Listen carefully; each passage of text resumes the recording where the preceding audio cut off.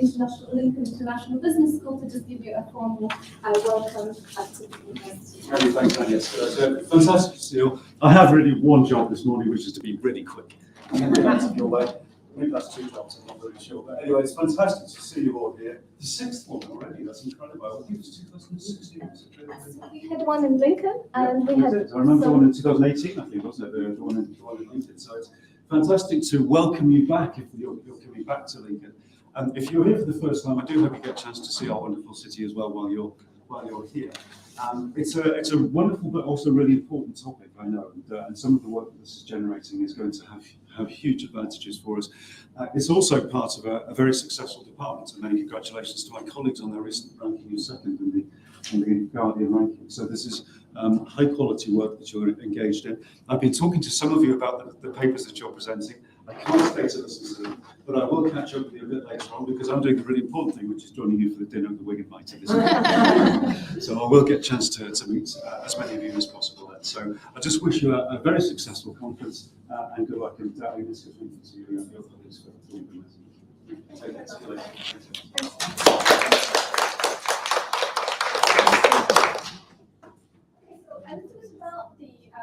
The network. So it's funded by the Regional Studies Association, and some of you might be familiar with the Regional Studies Association. I'm one of the co-founders of the network. There's quite a few of us, and we've all organized different events across Europe. So we had an event in Warsaw, in Belgrade, The last event has been just before the pandemic kicked off in January 2020 in Italy.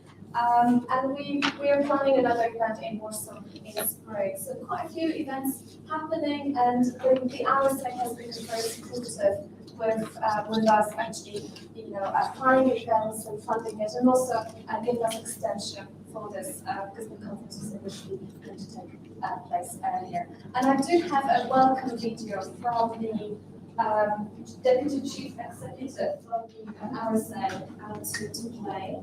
And hopefully it will work.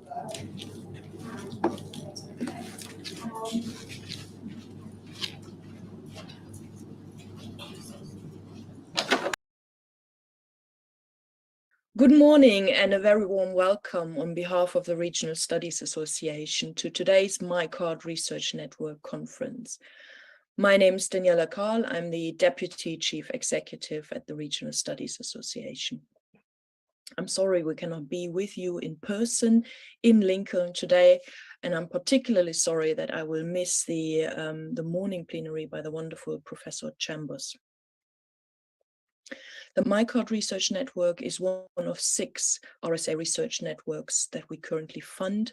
Research networks are run by groups of researchers focusing on a particular topic that's within the scope of regional studies or regional science, and therefore of interest to the RSA community. If you are thinking of applying for an RSA research network, please have a look on the RSA website under funding and awards. The next deadline for RSA Research Network applications is the 29th of November 2022, so this year still to come. In addition to research network, funding research networks, we also fund individual applicants at different stages within their career. We have, for example, the early career research grant, which is for researchers who are within 5 years after finishing their PhD. We have the membership research grant, which is for mid-career researchers, and we have the fellowship research grant, which is for established researchers who are also fellows of the RSA. The next deadline for all these grant schemes is the 10th of May 2023. Finally, we fund travel. This can be travel to non-RSA conferences or field work. This is funded via the RSA Travel Grant Scheme. We have 4 different deadlines throughout the year. The network, this grant scheme starts again from next year. This was on hold during the pandemic, but we will be up and running again in 2023. Have a look on the website for these 4 deadlines coming up in 2023. Before closing, I would like to congratulate the MICaRD research network, which is a research network that goes from strength to strength, for organizing such an interesting conference program and for bringing you all together in Lincoln. It's so great that we can meet again in person. So I wish you a good conference and happy networking. Thank you.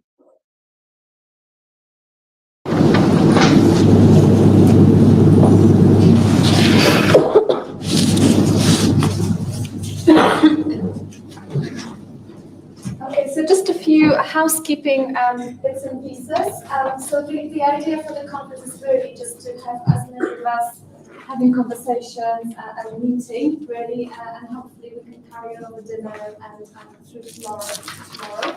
In terms of how the setup works, we've got this room here, which is the Harvard Lecture Theatre, and 2 seminar rooms, which are just outside. So when you leave the room, turn right, there are 2 seminar rooms over there. So if you're planning to go to some of the parallel sessions, so some of them will be just taking place there. We have lunch today, I think at 12:15, and coffee breaks as well.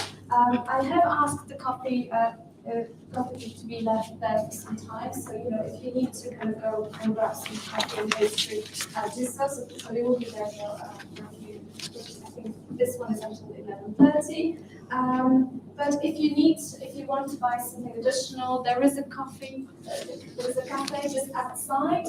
Book a latte if you just leave this kind of executive development center and turn left. There's a cafe, and there are some cafes on campus as well if you wanted to grab something or you have a meeting or something like this. My colleagues will be taking photos during the conference, and if you do not wish to be featured in any of the photos, please do let us know, or my colleagues know, and we'll make sure that you don't appear in photos. In terms of your presentations, in your bags you have the program and a book of abstracts. Now, in terms of the timings, you will have 15 minutes for your presentation and 5 minutes for questions, and you'll have chairs in each session who will kind of will make sure to keep to the timings because the schedule is quite tight. But they will let you know when you have 5 minutes left, 2 minutes left, and it's time to finish. In terms, if you're using social media, we have a hashtag RSA MICaRD. Do tag the Link International Business School, so it's ULL Business, and they will retweet. Also, you can tag me or my colleague Nicola Chanamuto, who's over here somewhere. And in terms of the organization, so I'm the main organizer, but I have lots of wonderful colleagues helping me along the way, and I wanted to introduce you to them because they'll be here around for the full 2 days, and if you need any help and if you have any questions, you can always ask them as well. So I'm seeing Nicola already, so he's sitting here, and there's Madia and Connie who have been helping out as well, and Surya is sitting over here as well. So thank you very much for helping me to put it all together. Without you, probably we wouldn't be here as well. So it's been really very, very, very important to have you on board as well. Thank you. And we have colleagues for marketing and digital team. Chris is sitting over here. He will be with us as well. He's taking care of the live stream. We're live streaming the keynotes presentations. And Charlie was here as well, so she's around, and another colleague, Hannah. So there, if you have any technical issues or any questions, they will be around to contact as well. I think we can. There's one more thing I wanted to mention before moving to here, because I'm aware of the time as well. I'll just briefly mention that we are planning to put a special issue together for the Hospitality and Society Journal. The co-editor of the journal is somewhere here. Peter, I can't see you. Oh, there you go. Professor Peter Lugosi is here with us today. And if you have any questions about the journal, he can tell you a little bit more about it. But essentially, the journal is an interdisciplinary social science journal that it kind of brings together scholars who are exploring issues around hospitality and welcome from different perspectives.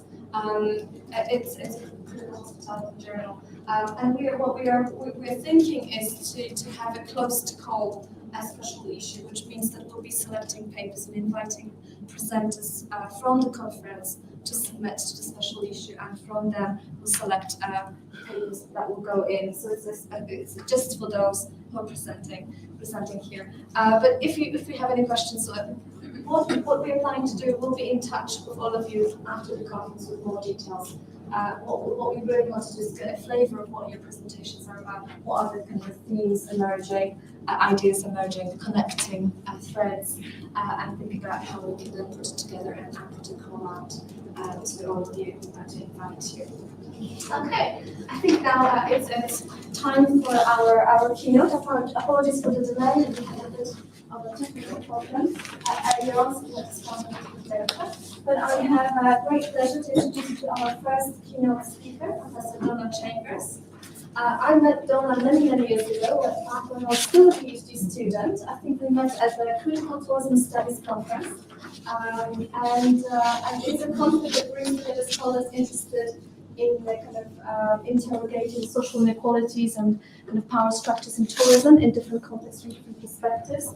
And Donna has always been a very powerful and inspiring voice at that conference. So I'm really happy that she was able to make it here today. Donna has widely published on a number of issues. Some of her research interests are around gender and particularly intersectionality between gender and race. She's also written about kind of decolonial and post-colonial epistemologies and visual methodologies as well. And she's interested in kind of issues around representation and kind of heritage and national identities and kind of how it relates to issues around representations between these. And Donna has recently joined Northumbria University, I think as of September, and previously she was a professor at the Sunderland University and also worked with Surrey and Edinburgh Napier. And she will get us started reflecting. She basically, Donna is going to start the presentation by getting us to reflect on the theme of the conference around hospitality, community, and welcome. Without further ado, I will pass it on to Donna. Join me in welcoming Professor Donna Chambers.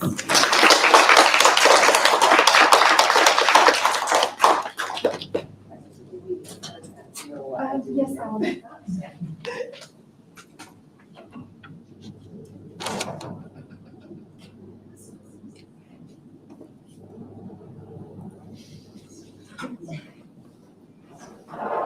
Right. Thank you so much for that wonderful welcome. It's really good to be here. I've never been to Lincoln before, so this is the first, and it's been a very warm welcome. So before I even start these reflections, I just wanted, Agnieszka mentioned the Critical Tourism Studies Conference where we met. And I just wanted to use this opportunity to pay tribute to one of the sort of stalwarts of critical tourism studies who recently passed this month, Professor Keith. And he has been a big voice in critical tourism studies, in issues to do with power, representation, and his favorite discussions around world making. So I just wanted to start out this keynote by paying tribute to Keith, who will be sort of missed in our academic community. He was an interdisciplinary scholar as well, so he was at CTS. He always described himself as a public culture person, right? So he was widely engaged. So with that said, I just want to start out this presentation on some reflections that I have been making. And I changed my title a little bit from the one that is in your program, because instead of saying migration, I'm talking about human mobilities, which is a much more encompassing concept that I think is more applicable to what I want to talk about today. So what I want to do is to actually reflect on this nexus between hospitality and human mobilities. And by human mobilities, I'm actually focusing on tourism and the refugee kind of migration. So those are the two things that I'm focusing on in terms of mobilities.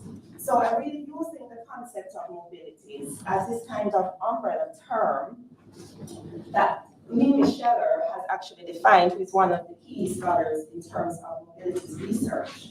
She has said that mobilities is actually concerned with the combined movements of people, objects, and information in all their complex and relational dynamics.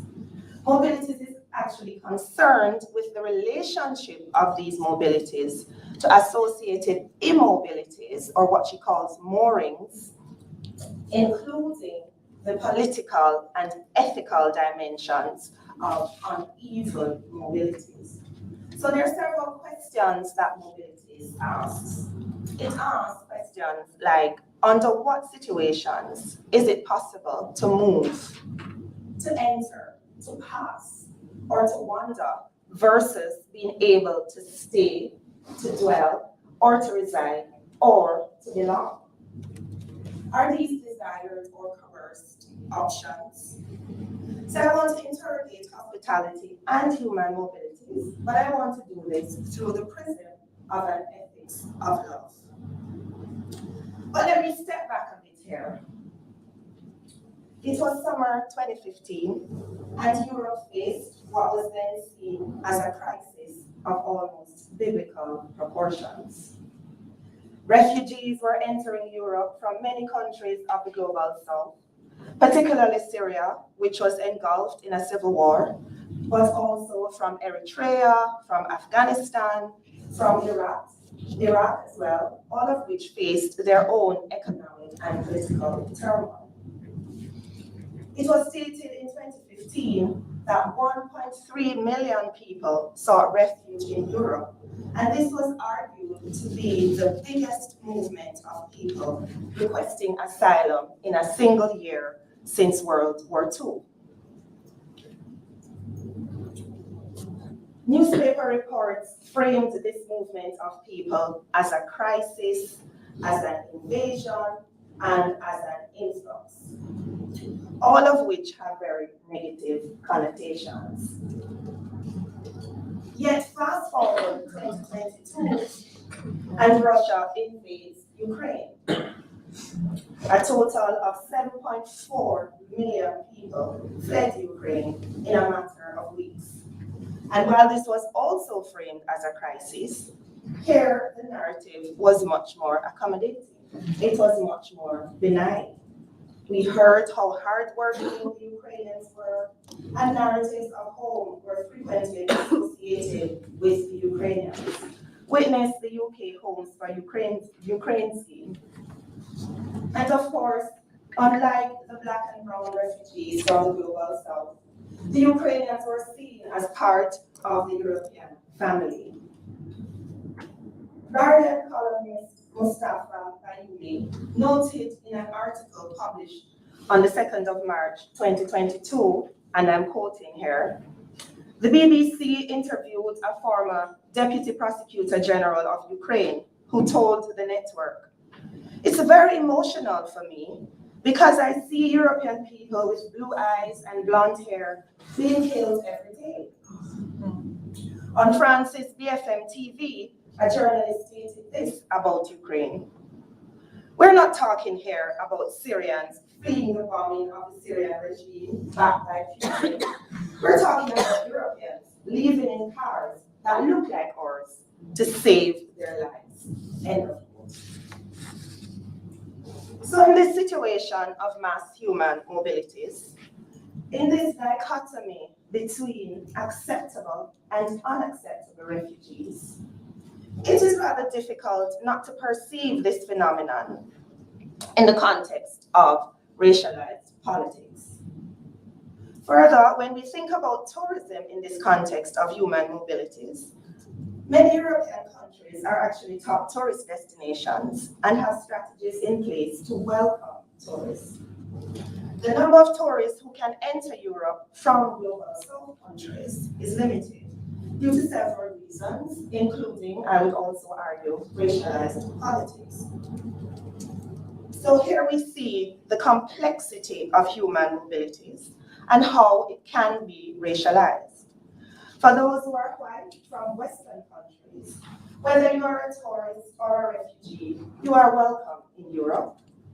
but those Black and brown peoples from the global south are largely unwelcome. That is, some people are deserving of hospitality and some are not.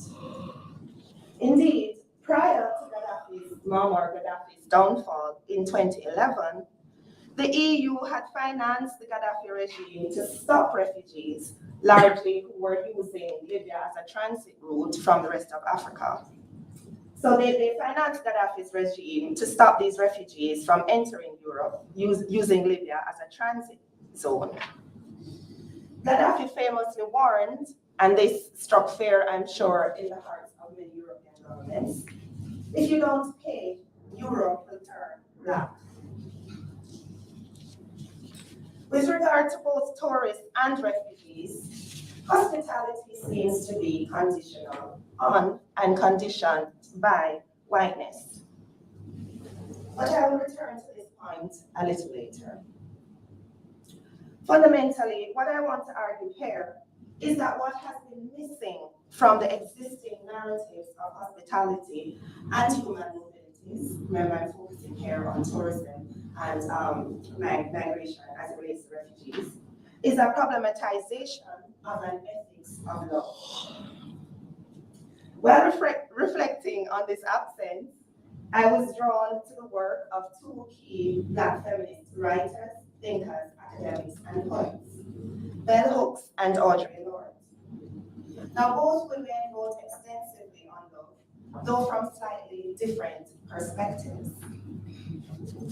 My reflections on the nexus between hospitality and human mobilities also led me to contemplate the very notion of hospitality, particularly as articulated by Jacques Derrida, that famous, rather controversial theorist of deconstruction, who recognized the contradictions and potentiality for violence inherent in the very notion of hospitality. In fact, as many of you are no doubt aware, the etymology of the word hospitality comes from the Latin word hospice, itself formed from the word hostis, which initially meant stranger, and was subsequently interpreted to mean enemy or hostile stranger or hostis. This was combined with the word potis, meaning to have power. So, fundamentally, hospitality, while implicitly about wealth, does have some rather sinister undertones and power political underpinnings. So, what's wealth got to do with it?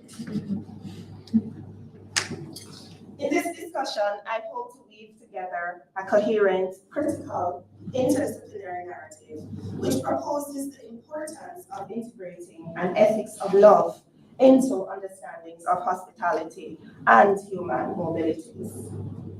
This interlinking is necessary and suggesting if we are to contemplate transformative change in the discourses and practices of both human mobilities and hospitality. But I would like to emphasize that the ideas I present today are in no way fixed or complete, but are in a constant state of becoming, and thus open to further conversations, critiques, deconstructions, and reconstructions, as I'm sure many of you will do today. Indeed, many of you here today know that I have been exploring and developing some of these themes for a few years. So I will start with a brief foray into the Derridian interpretation of hospitality. I draw on Derrida because I embrace hospitality as a social, cultural, and political phenomenon, which goes beyond, though it's not divorced from, more managerialist notions of hospitality. Since the start of the current millennium, a critical turn has resulted in a more interdisciplinary approach to hospitality studies, acknowledging the centrality of hospitality to social and cultural life. Critical hospitality studies have recognized that we need to reach beyond management and operational issues if we are to fully appreciate the role of hospitality in all aspects of our daily lives. And here I would like to acknowledge the work of students like Lashley, Morrison, Lynch, Brotherton, Wood, German Knowles, Gibson, and of course Lugosi, who is here today, thank you, and others who have been instrumental in this more critical approach to hospitality. Indeed, according to German Knowles and Gibson, hospitality is a profoundly evocative concept that reverberates with cultural, political, and ethical undertones. For their part, Brotherton and Wood argued that studying hospitality solely through managerial lens is essentially an atheoretical approach. So now, on to Derrida, whose approach to hospitality, I would suggest, lies firmly within this critical domain. Derrida had much to say about hospitality, but here I wish to focus on his conceptualization of hospitality as both conditional and unconditional, or otherwise known as absolute hospitality. Now, conditional hospitality is concerned with rights, duties, obligations, amongst other things. In this sense, hospitality is regulated. For example, it is the state that establishes a person's status as a citizen or as a foreigner, as a host or as a guest. The state can include and exclude whoever it pleases based on the laws which it has created. Like the citizen, the foreigner is thus placed within the ambit of the law. In a reading of Derrida's thesis on hospitality, Mark Westmoreland argues that, and I'm quoting, the foreigner was placed inside the law, under the law, essential to the law. The foreigner occupied an integral space within the city. Indeed, the foreigner was essential because he provided that to which citizens could compare themselves. From a phenomenological standpoint, one could claim that one's identity is only understood in relation to others. Citizens understand themselves in relation to others, to foreigners, end of quote. The relationship between host and guest is therefore conditional and indeed contractual. It is also interdependent. Now, unconditional or absolute hospitality is the very antithesis of conditional hospitality, as it imposes no regulations or restrictions on the relationship between host and guest. Hospitality in this sense is absolute, and I'm going to quote from Mark Westmoreland again, because it requires one to give all one has to another without asking any questions, imposing any restrictions, or requiring any compensation. Absolute hospitality, don't know what happened there. Absolute hospitality involves neither the governance of duty nor the payment of debt. It is in this sense that hospitality is absolute, unconditional, but without sovereignty. If there is an imposition, nothing is left to be called absolute. End of quote. So just to emphasize, for Derrida, if hospitality is dependent on conditions, whether it be implied or explicit, then it becomes inhospitable. It becomes unwelcome, and thus it can be defined as hospitality.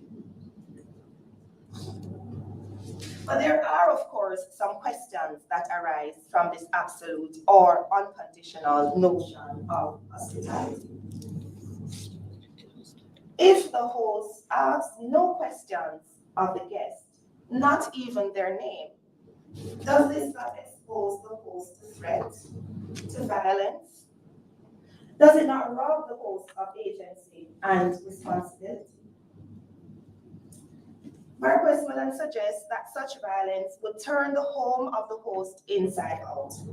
That is, the host would become the guest, and the guest would become the host, as noted by Hillis Miller. So according to Westmoreland, in welcoming the guest, the self is interrupted. I'm going to quote from Westmoreland again. Attention arises. In order to be hospitable hospitable, the host must rid himself of security and invite the new arrival. The IPSE, or the host, gives up security, authority, and property and promises benevolence. The guest becomes the host. Thus, absolute unconditional hospitality is never possible in conjunction with indivisible sovereignty. End of quote. So in Westmoreland's reading of Derrida on hospitality, absolute or unconditional hospitality means that we must embrace hospitality as an interruption of the self.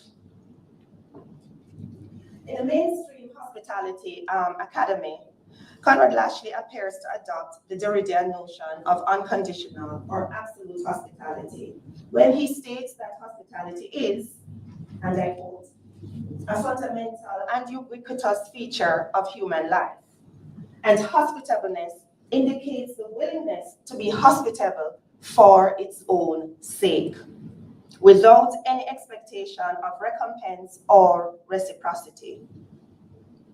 Studying hospitality from these wider social science perspectives suggests that the requirement to be hospitable has been a major theme of human moral systems across the globe and throughout time. A study of a sample of religions suggests that it is one of the defining features of human morality. End of quote. So in a sense then, hospitality can be understood as an ethical imperative. However, in a 2015 publication on Derrida's Ethics of Hospitality, Gerasimus Kakaliris contends that Derrida establishes a false dichotomy between conditional and unconditional hospitality, which is actually antithetical to Derrida's own philosophy of deconstructing the binaries that had previously proliferated in Western metaphysics. The argument that Kakaliris makes is that there is no essential truth in the notions of conditional and unconditional hospitality.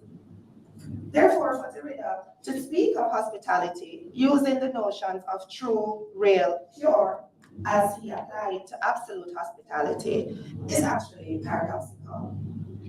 Further, Kakaliris argues that if we embrace Derrida's ethics of hospitality, then it wraps us all up in guilt, as no one can ever conceive of being hospitable enough.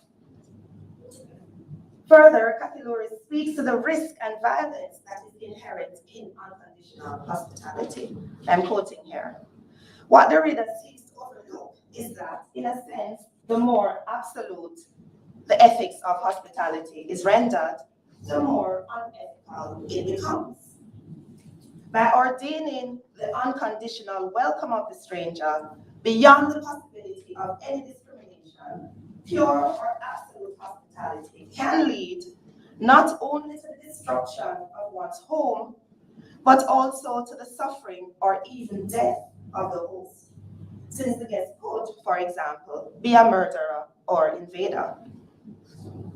This is a prospect that Derrida acknowledges, but considers as unavoidable and surely not worth making him suspicious of his ethics of unconditional hospitality.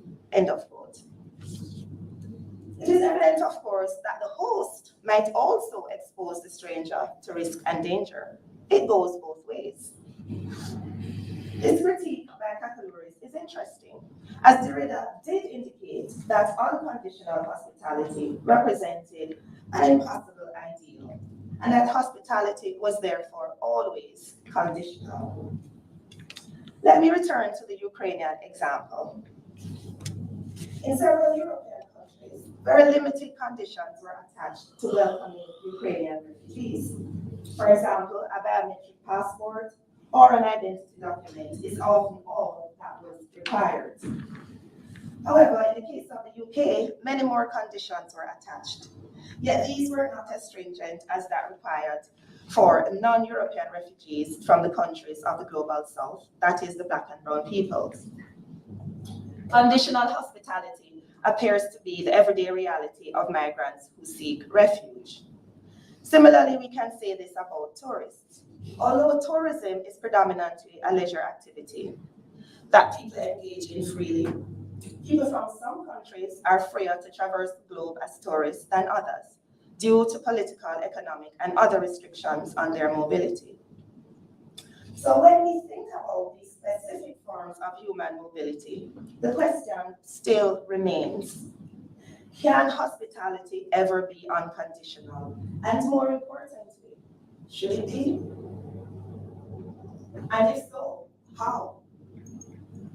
If we attach conditions to hospitality, if we attach conditions to welcoming strangers, whether they're tourists or refugees, is this really hospitality? Should we expose ourselves to the potential for violence or hospitality that unconditional hospitality implies? Can we practically embrace an absolutist ethics of hospitality? It was in contemplating these questions that I arrived at the notion of love, as espoused by Bell Hooks, and to a lesser extent, Audre Lorde.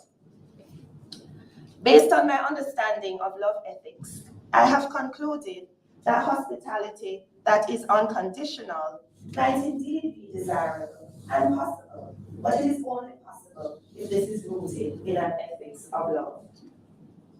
I go even further to suggest that such an intermingling between love ethics and an ethics of hospitality is crucial if we are to consider transformational change in our increasingly turbulent world. Indeed, in the context of many pronouncements of the future of hospitality in a post-COVID environment, very little has been said about how we might understand the future of hospitality in the context of an ethics of love. If hospitality is about welcome, if we want to create a world where there is no longer a distinction between the good and the bad refugee, those free to enjoy tourism and those who are not free to do so, which both refugee and tourists are often politically racialized categories, then surely we must contemplate our role for love in this context. I suggest that hospitality of the future, which is not focused on an ethics of love, is meaningless and cannot hope to achieve social justice for all in this increasingly mobile world. So as I said before, in contemplating the meaning of love, I turn to the work of these two key Black feminists, Bell Hooks and Audre Lorde. Now I'm going to start out with Bell Hooks. In her seminal book titled All About Love, Hooks makes a powerful argument for a return to love. For Hooks, love is a transformative force, and she argues that, and I quote, all the great movements for social justice in our society have strongly emphasized a love ethic, end of quote. This kind of politicization of love, she argues, is often absent from contemporary writing. Interestingly, Hooks argues that the word love is often defined as a noun. But to be better at love, we need to define it as a verb.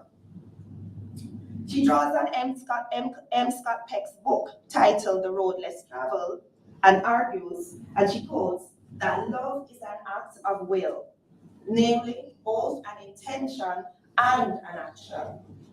Will also implies choice. We do not have to love, we choose to love. This definition, Hooks continues, contradicts the widely accepted hypotheses that we love instinctually. For Hooks, the principles of love ethic include showing care, respect, knowledge, integrity, and the will to cooperate. Love requires sustained commitment and ongoing engagement. It is not something that simply happens to us. For Hooks, love is not reducible to care. Care, she tells us, is a dimension of love, but simply giving care does not mean that we are loving. But we must be courageous in order to adopt and affect these principles in our lives. Hook states that, and I quote, "Learning how to face our fears is one way to embrace love. Our fear may not go away, but it will not stand in the way." Those of us who have already chosen to embrace a love ethic, allowing it to govern and inform how we think and act, know that when we let our light shine, we draw to us and are drawn to other bearers of light. We are not alone. End of quote. Michael Monaghan, in an exploration of Hooks' writings on love, argued that love is a fundamental ethos of Christianity. As quoted, if we look at the Christian Bible in 1 Corinthians 13, this is a very familiar passage, which I'm just exerting some sections of it.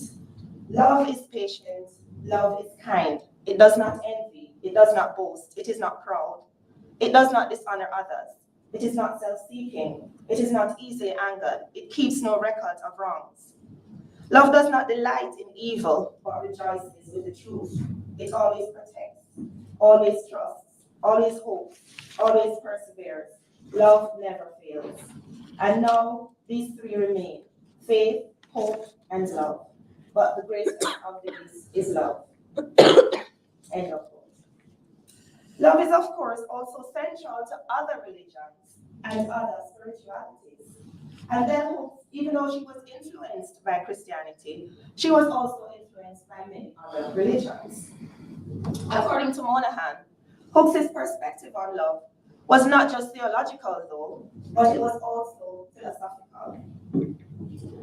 Monaghan stated, and I quote, that Hooks' take on love is indebted to theological appeal to love, but ultimately offers an account of the nature and power of love that stands independent of any particular spiritual tradition. Hooks is trying, in other words, to be respectful of the Christian tradition of love without being bound by it.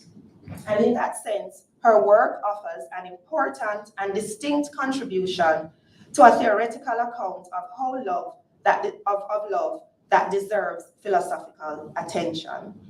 End of quote.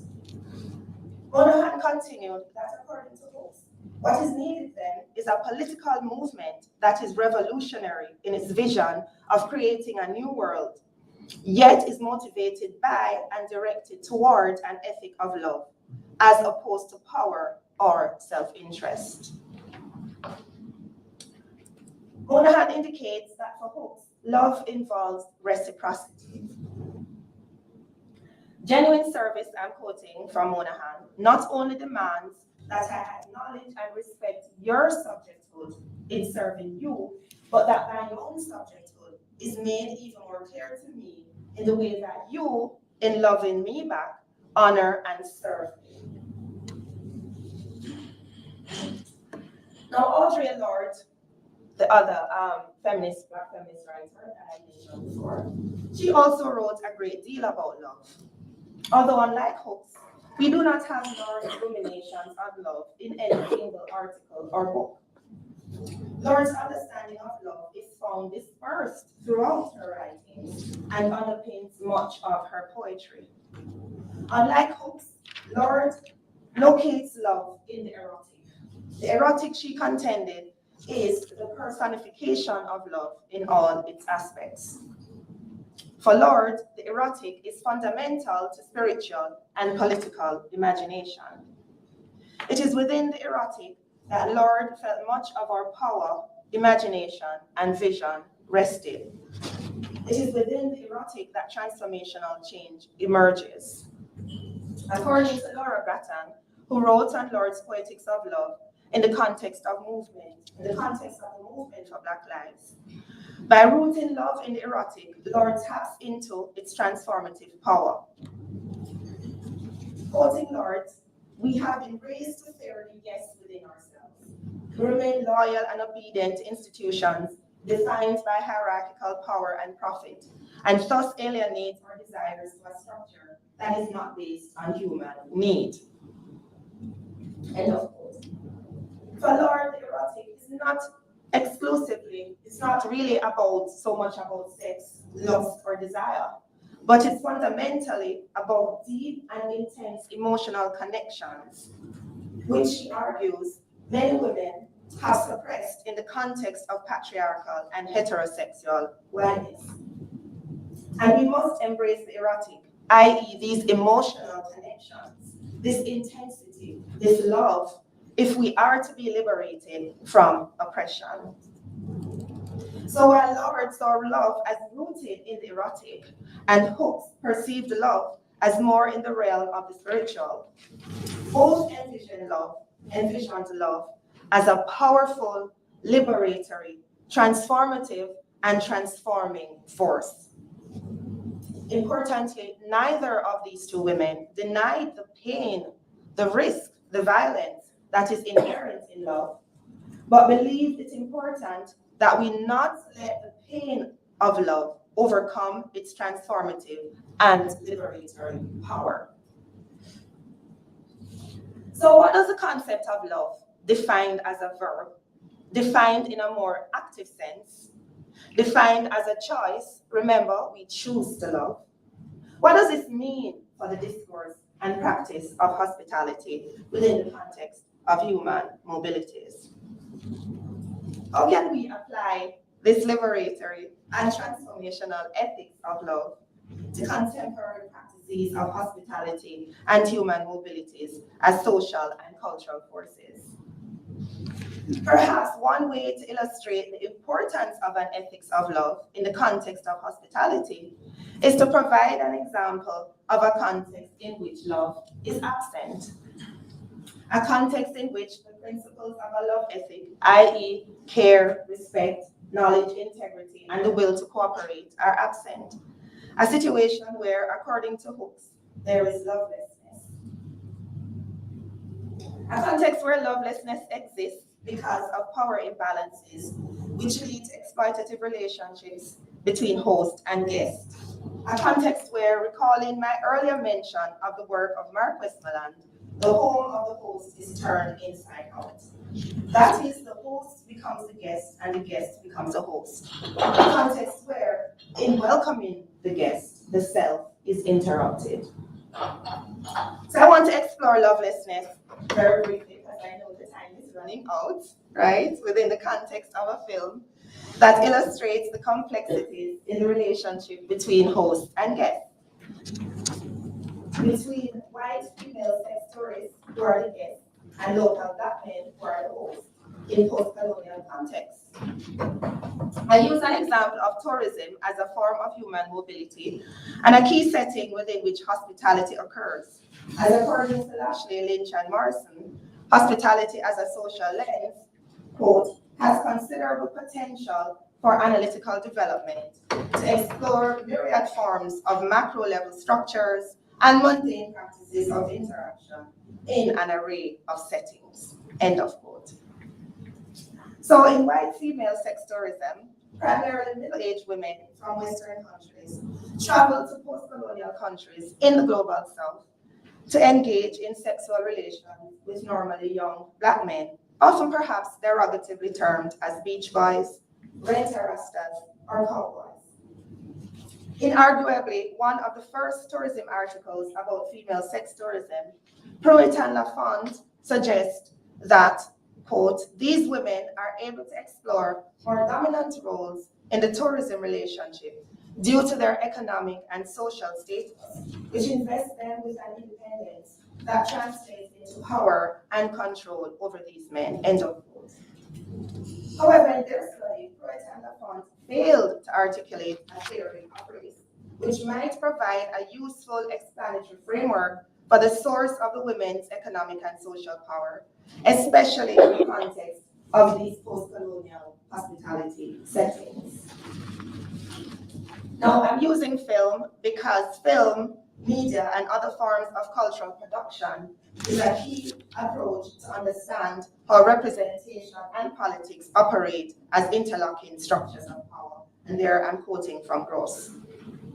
Now, several films have been released since the new millennium about white female sex tourism to the post-colonial Here, because due to time limitations, I focus on one film, primarily owing to the complex colonial history of the destination involved and its continued problematic post-colonial present.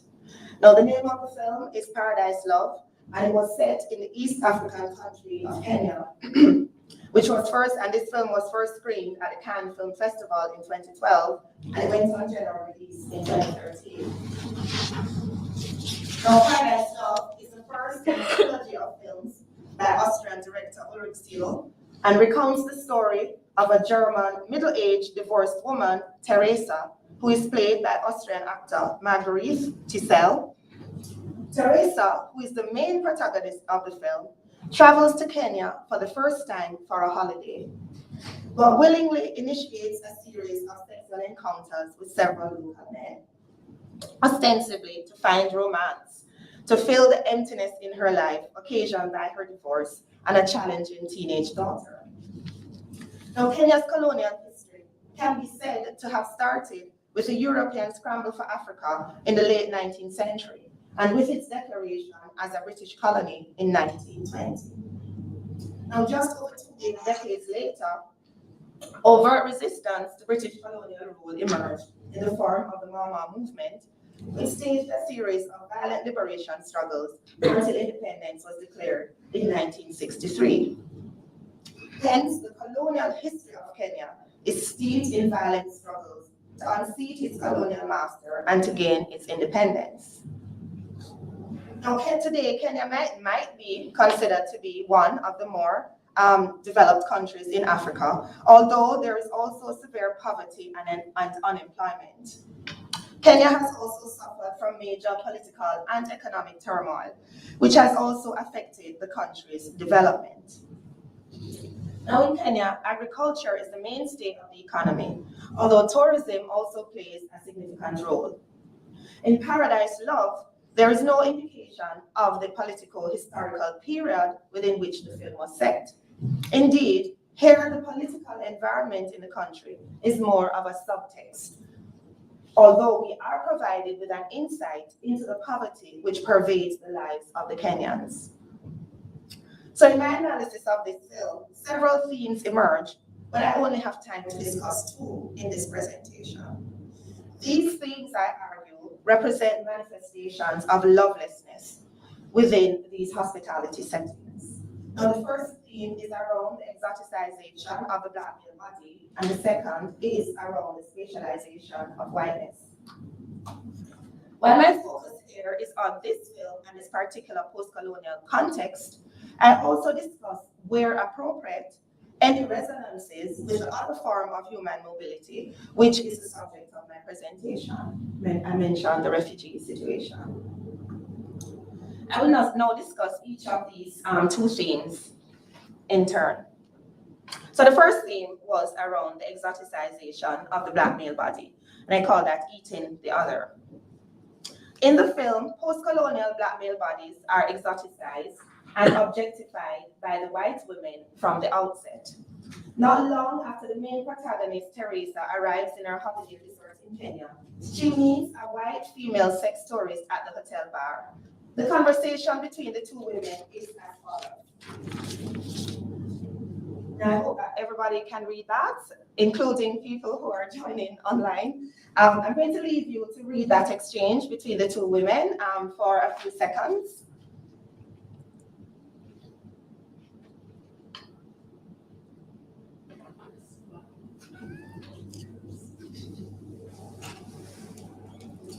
Now, in this conversation, the post-colonial Black male body is exoticized. And in the liminal space of the tourist resort, the white women feel free to treat these men like cheap commodities. And indeed, one Black man is easily substitutable for another, as after all, not only are they plentiful, but they all look the same. Until, of course, one is able to distinguish them by the size of their penises. According to Gross, this exchange between Teresa and the unnamed woman references Bell Hooks' theory of eating the other, which I argue is an act of lovelessness. The objectification of the female body by men is a mechanism of power, And the female sex tourists in this film engage in the same practice as a demonstration of their power over the black male body. It is thus in the liminal space of the tourist beaches that traditional patriarchal roles are inverted. Now, for Hobbes, patriarchy and capitalism are the very antithesis of love and represent lovelessness. Now, one of the most disturbing scenes in Paradise Love occurs when Teresa is provided with a birthday present of a young black male stripper by 3 other female sex tourists who she has met at the resort. The stripper, who looks like an underage boy, does a striptease for the women in Teresa's hotel room, while the four women ogle him. One of the women says, "That's Africa. That's wild for you." After a while, another woman says, "Let's put the beast into action. Whoever gets him hard is the winner." The young boy starts to gyrate on top of one of the women, who says, "Like a predator. Hear him, like a gorilla. No, like a tiger." Certainly, the popular colonial representation of black men as dangerous and as sexual predators, constantly desiring and seeking to consume white female bodies, is not necessarily played out in the context of the post-colonial tourism resort, where these female sex tourists see the local black men as controllable and subservient to their sexual needs. Indeed, in these post-colonial tourism resorts, we see a subversion of representations. Here, it is the white female tourists who, comfortable in the structural privilege their whiteness affords them in these resort spaces, are at last free to consume the black male body without fear of consequences. Yet this is an interesting point, as when we think about the situation with men from the post-colonial world who enter Europe as refugees, the situation is one where they are feared, where they are represented as predators, just waiting for an opportunity to consume white female bodies. Recall the near hysteria in some German and other European cities during 2016, when Muslim men were said to be sexually assaulting white women. An article in the New York Times on January 13, 2016 stated that in Finland, militia groups are patrolling small towns, housing asylum seekers in the name of protecting white Finnish women. Another newspaper, The Independent, reported on the 17th of February 2016 that in a right-wing Polish magazine, the front cover featured the image of a white woman draped with the European Union flag, screaming as she's being groped and assaulted by dark-skinned male arms. So both instances, in the instance of the white female sex stories that I mentioned before, and in this kind of scenario, while they are different and they present different complexities, they nevertheless objectify and exoticize the black male body and demonstrate lovelessness in hospitality contexts. And this lovelessness is underpinned by the racialized politics of whiteness. So there's another, the other theme that I wanted to talk about is the spatialization of whiteness. And I will kind of rush through this a little bit because I've gotten my time warning. So in the film, there is a clear spatial demarcation within the tourist resorts, okay? So the female sex tourists are free to traverse through all the spaces of the resort, but the beach boys who service their sexual needs can only occupy the beach. They are not permitted to venture beyond the confines of the beach. Ironically, to do so would be to transgress established boundaries. In fact, the black male sexualized body is only allowed into the non-beach spaces of the resort with the permission of the white female sex tourist. In other words, it is white female privilege which acts as a passport to entry to the non-beach resort spaces. In Paradise Love, Teresa's sexual encounters with the black men occur predominantly in the impoverished local spaces outside of the resort. In these local spaces, as a white woman, she's not in danger, but is protected. So in the post-colonial context, as a white woman, she is protected. In the European context, she lives in fear for her life, right? So this is the protection of the white woman as seen from Paradise Love. So the spatial privilege enjoyed by the white female sex tourists is also evident in their unfettered ability to not only move across space, but also across time within resort spaces, and also between these resorts and their home countries. when we think about the situation with the refugees from the global south, there's also a demarcation between the spaces they can occupy. Many exist in militarized detention centers, separate and apart from the population. However, the power of whiteness meant that this was not the same for Ukrainian refugees who in the UK were invited into people's homes. So I'm wrapping up now. Okay. To conclude this discussion, I argue that through white female sex tourism to the post-colonial world on one hand, the traditional gender correlations between men and women is reversed through the intervening factor of race. The women racialized as white have privilege and power, while the men racialized as black do not. However, interestingly, while men from countries of the post-colonial global south who enter Europe are similarly seen as powerless in an economic and political sense, paradoxically, they are represented as having sexual power, the power to devour the white female body. The point I'm making here is that whether one is speaking of white female sex tourism to the post-colonial world, black male refugees in Europe, or Ukrainian refugees, whiteness is a powerful signifier and is one of the main conditions for hospitality. In the case of the female sex tourists and Ukrainian refugees, because they are white, they are not subject to stringent conditions or regulations.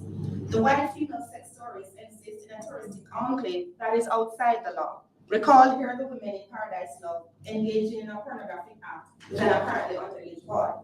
The Ukrainian refugees are welcomed into European and British homes. In the case of the white female sex tourists, due to the power associated with whiteness, these women can freely traverse not just the spaces and places of these touristic resorts of the global south, but also the bodies of the local black men. In this sense, I suggest that it is the white women who become the host and the local black men who become the guests, even if only temporarily during the sex tourism encounter. In this sexual servitude, the selfhood of these local black men is increasingly interrupted. In these exchanges, hospitality is reduced to a commercial exchange. The currency of the local black men is sex, while that of the white female sex tourists is their whiteness. The black male refugees in Europe are subject to the power of representation. They are represented as dangerous and as sexual predators. And this goes beyond representation with material consequences for their very existence.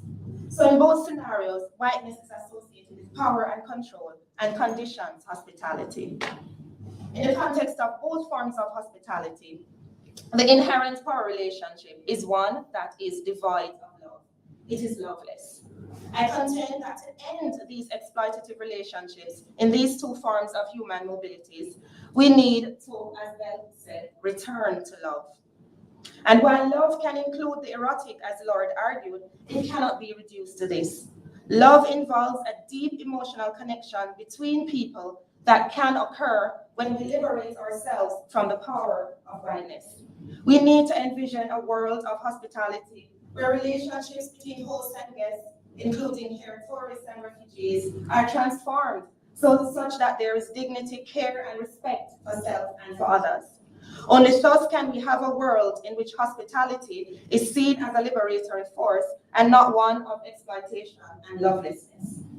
But remember that we need to choose to love, despite the risks and pain involved.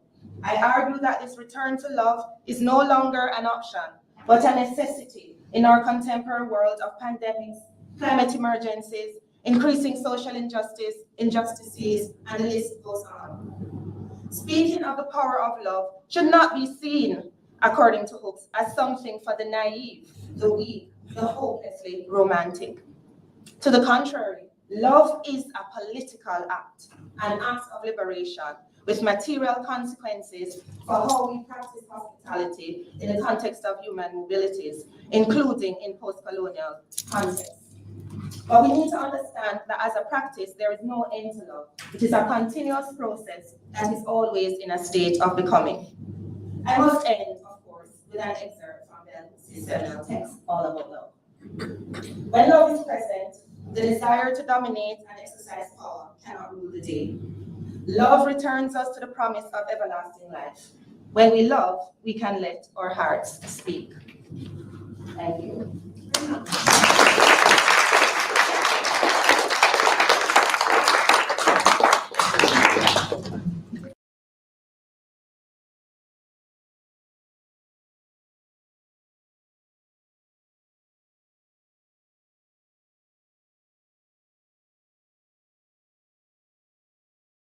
Hi, thank you so much. Really fascinating.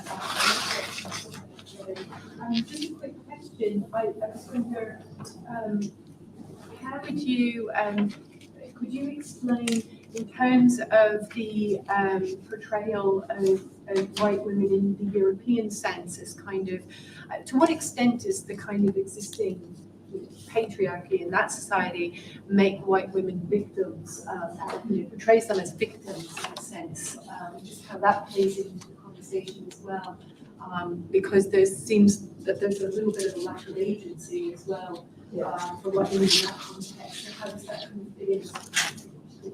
Yeah, I think that's a really important point, and I do agree with the point that you have made. And I think one of the things that Bell spoke about was how the patriarchy was very much embedded in this loveless society that we're in. So the patriarchy is very much a part of lovelessness, and dismantling the patriarchy is a part of the whole need for us to have love. Yeah, so I do agree that the women have been sort of robbed of agency and kind of prepared, we must protect our white women from these, ravaging black men who, they're only interested in devouring the white female body. And I think also that part of this mission to dismantle the patriarchy, we certainly need to hear the voices a lot of these women as well, right? Coming up in support to say, well, actually, we don't agree with this. This is something that we need to really object to. And I don't know how much I'm hearing those voices in this particular context, right? So I think we really need to hear more of the voices of the white women, the European women, actually, having their agency and speaking up against these representations of black men, right? But we do have some of the women going to the Caribbean or other, post-colonial countries as tourists, and then objectifying these black men in the same way that they are. It's complex, and it's something that, I'm really interested in just unpacking some of these issues. The oppressed become the oppressor. Exactly. Yeah. Any other questions?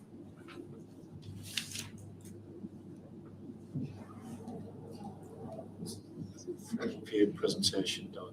Is there any evidence that political systems have the capacity for politicians to actually engage in processes of love rather than just seeking power as the kind of the main building block of being a politician?